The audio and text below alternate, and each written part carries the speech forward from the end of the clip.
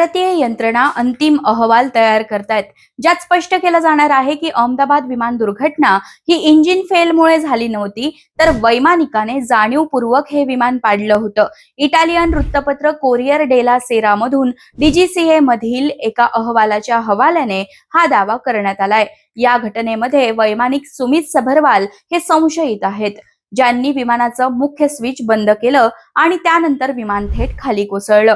12 जून 2025 रोजी ही घटना घडली होती.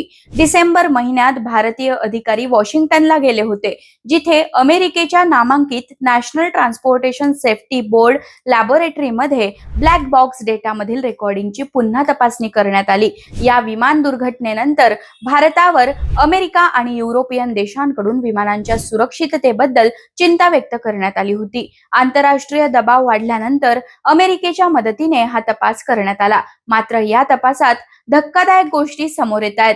एक वैमानिक सबरवाल यांना म्हणतो की ही स्विच का बंद केली. त्यावर सबरवाल म्हणतात, मी नाही केलं.